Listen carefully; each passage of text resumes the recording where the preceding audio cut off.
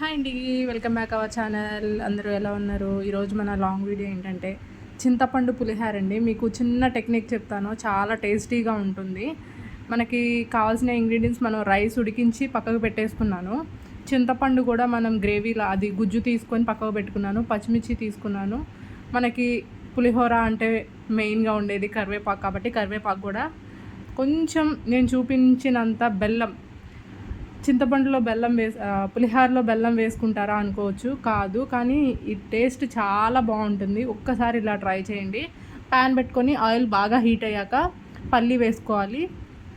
పల్లీలు బాగా ఫ్రై అయిపోయాక తీసేసుకోవాలండి, పక్కకు తీసేసుకోవాలి. అదే ప్యాన్లో మనం ఇందాక తీసుకున్న పచ్చిమిర్చి కూడా వేసేసుకొని ఫ్రై చేసుకోవాలి. పచ్చిమిర్చి కూడా తీసుకొని పక్కకు పెట్టుకోవాలి. ఆయిల్ బాగా హీట్ అయినప్పుడు మనం తాలింపు ఉన్నాయి కదా, మామూలుగా తాలింపు జీలకర్ర వేసుకొని బాగా ఫ్రై అవ్వనివ్వాలి.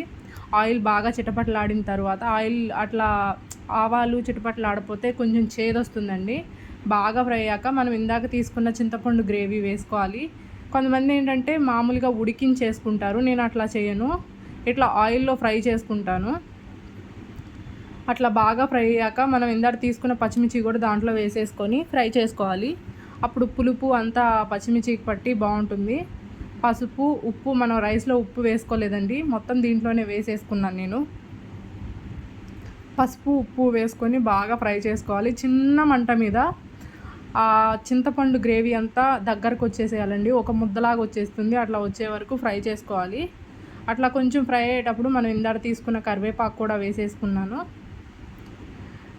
చాలా సింపుల్ అండి, కానీ చాలా టేస్టీగా ఉంటుంది. పులిహోరలో బెల్లమా అది ఇది అనుకోదు, ఒక్కసారి ఇలా ట్రై చేయండి, టేస్ట్ మీకే అనిపిస్తుంది. మనకి చింతపండులో లైట్గా పులుపు ఎక్కువగా ఉన్నప్పుడు ఒక రకమైన తింటుంటే నార్మల్గా తెలుస్తుంది, ఆ స్మెల్ అట్లాంటిది ఏమనిపించదు. మనకి ఇందాక తీసుకున్న బెల్లం కూడా ఇంకా ఫ్రై అయిపోయింది అన్న టైంలో ఆ బెల్లం వేసేసుకొని బెల్లం కరిగాక ఆఫ్ చేసేసుకోవడమేనండి. అది కొంచెం చల్లారాక రైస్లో వేసేసుకొని మిక్స్ చేసుకుంటే చింతపండు పులిహోర చాలా టేస్టీగా ఉంటుంది. అట్లా ఫ్రై అయిపోయాక మనం రైస్లో మిక్స్ చేసేసుకోవడమే, చాలా టేస్టీగా ఉంటుందండి. ఒక్కసారి రెసిపీ ట్రై చేయండి.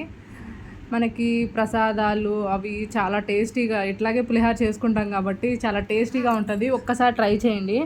అట్లా చూపించే విధంగా అంతా వేసేసుకొని బాగా మిక్స్ చేసేసుకోవాలి. బాగా వేడి మీద ఉన్నప్పుడు మిక్స్ చేసుకొని పులిహోర ఒక అరగంట, ఒక గంట ఆగి తింటే రైస్ మొత్తానికి పట్టేస్తుందండి. చాలా టేస్టీగా ఉంటుంది. రెసిపీ అంతే simple. Thanks for watching. Video నచ్చితే లైక్ చేయండి.